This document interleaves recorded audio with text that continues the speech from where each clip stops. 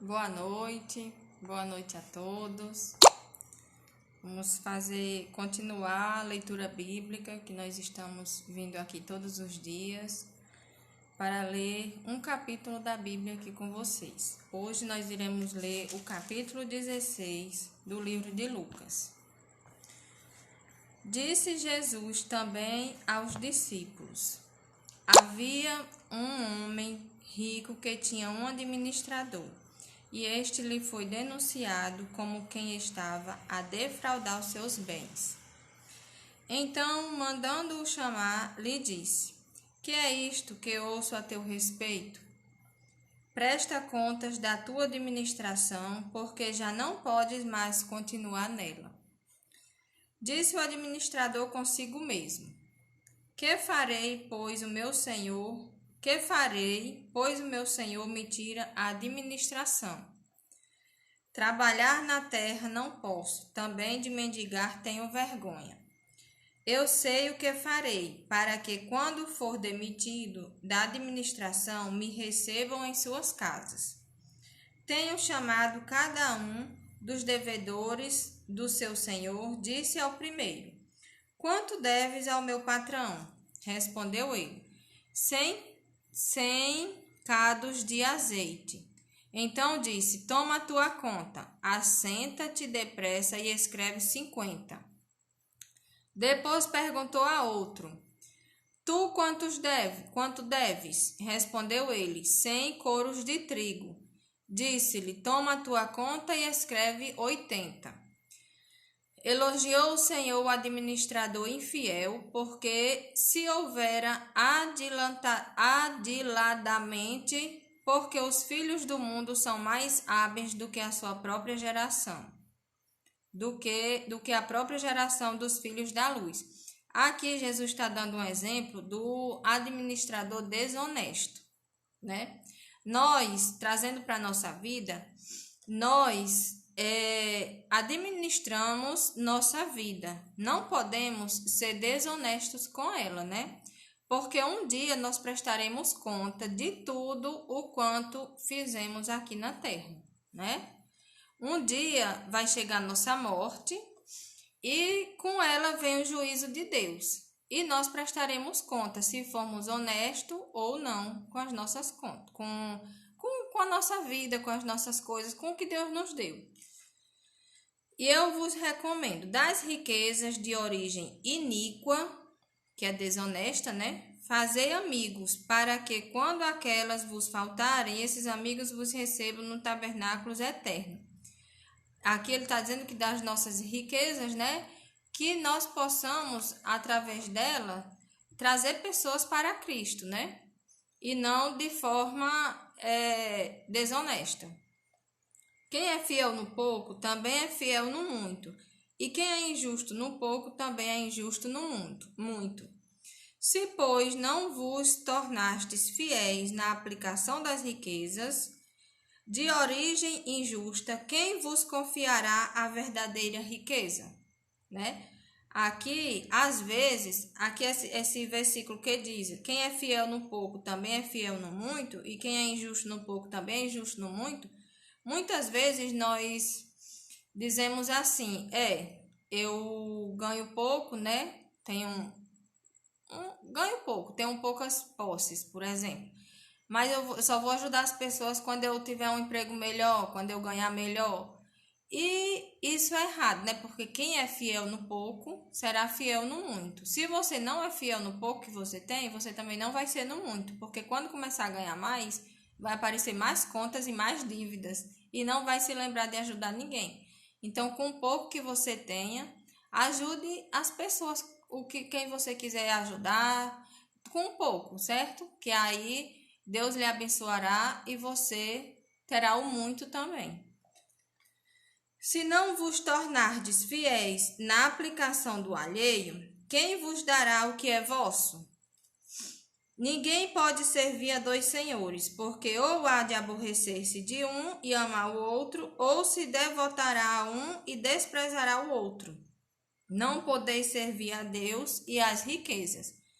Mas aqui não está dizendo que as pessoas que servem a Deus não podem ter posses, ter bens, não é isso. O problema é você ser rico e você ser egoísta, você ser miserável, né? Ver as pessoas passando necessidade ou alguma coisa assim e não ajudar. Então, o problema está nisso, não é em você ter condições financeiras boas, não. O problema é onde está o seu coração. Se o seu coração está em Deus ou se o seu coração está nas riquezas. Se o seu Deus são as riquezas. Os fariseus, que eram avarentos, ouviam tudo isso e o ridicularizavam. Porque os fariseus, eles eram hipócritas, né? Então, para eles, a riqueza era tudo para eles. Mas Jesus lhe disse: vós sois os que vos justificais a vós mesmos diante dos homens. Mas Deus conhece o vosso coração, pois aquilo que é levado entre homens é abominado diante de Deus. A lei e os profetas vigoraram até João. Desde esse tempo vem sendo anunciado o evangelho do reino de Deus, e todo homem se esforça por entrar nele. E é mais fácil passar o céu e a terra do que cair um tio sequer da lei. Quem repudiar sua mulher e casar com outra comete adultério, e aquele que casa com a mulher repudiada pelo marido também comete adultério. Aqui nesse capítulo 16 de Lucas, o contexto é mais sobre riquezas, né? Mas Jesus fala do divórcio porque nessa época os homens dessa época, os fariseus principalmente, né, os religiosos, eles se divorciavam, por exemplo, se a mulher não perdesse, tinha posses e não tinha mais, então eles arrumavam um motivo para se divorciar, né, porque também o casamento era muito na base do interesse, né. Então Jesus cita aqui a questão do divórcio, que quem repudiar a mulher e casar-se com outra comete adultério, né? E quem se casar com ela também está cometendo adultério também.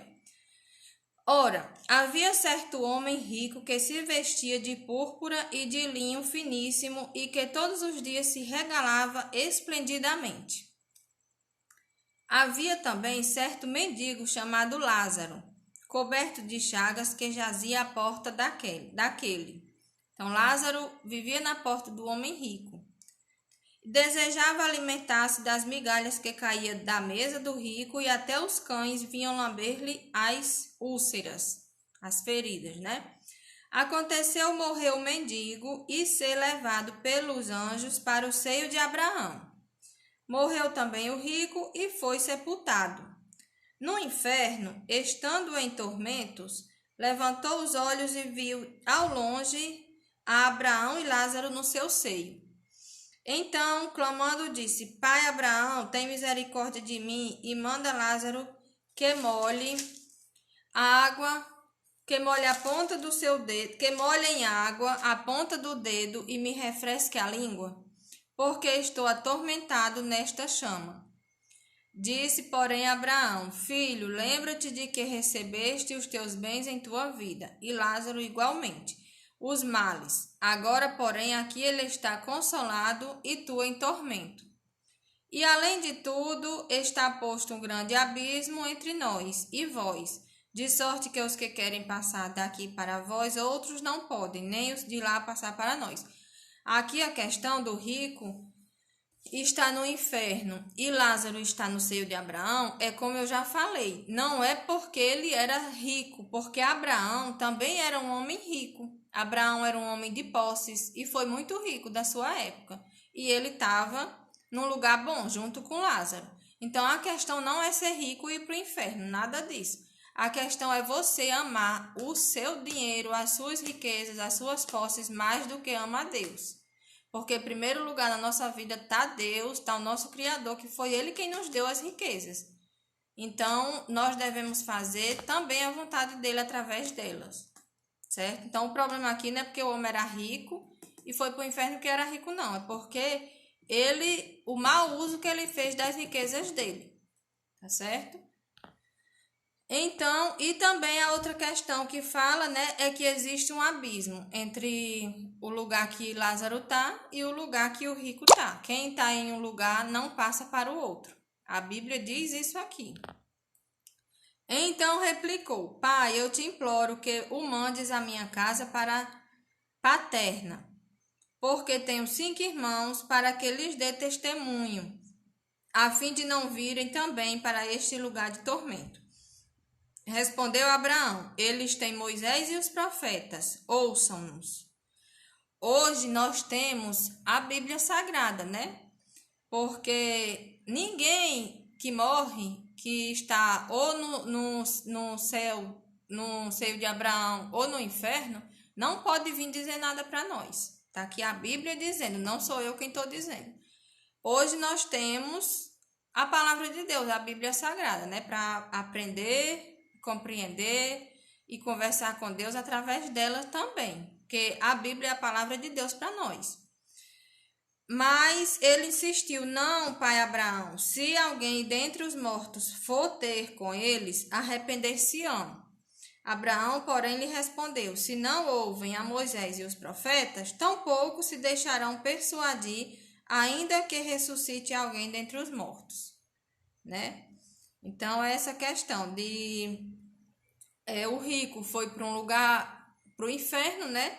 E ele queria que alguém de lá fosse avisar os familiares dele para poder fazer coisas boas aqui na terra, fazer a vontade de Deus, para poder não ir para o inferno e sim ir para o céu. Mas aí ninguém que está nem no céu nem no inferno pode sair para ir avisar ninguém, certo? E nós temos a palavra de Deus, nós temos a liberdade de conversar com Deus todos os dias, de ter um relacionamento com Ele, de aceitar, de entregar nossa vida para Ele todos os dias, né? E tê-lo como nosso Salvador, como Salvador da nossa vida, fazer a sua vontade, não a nossa, né? E isso nós aprendemos através de quê? Através da Bíblia Sagrada e através da nossa comunhão com Deus. Certo? Então, para nossa reflexão, fica aqui hoje o capítulo 16 do livro de Lucas. E amanhã eu estarei aqui, se Deus quiser, fazendo a leitura do capítulo 17. Gostaria muito de agradecer a Deus por esse momento que Ele nos concede, né, de todos os dias estarmos aqui para ler a sua palavra e refletir um pouquinho, tá bom? Que o Espírito Santo de Deus possa nos abençoar, abrir nosso entendimento para que a palavra de Deus venha nos tocar nosso coração e nos fazer aceitar Jesus em nossa vida, né? Como nosso Salvador, nosso Senhor, como tudo em nossa vida, porque sem Ele não somos nada, tá bom? Então, boa noite a todos vocês que estão aí me assistindo e até amanhã, se Deus quiser.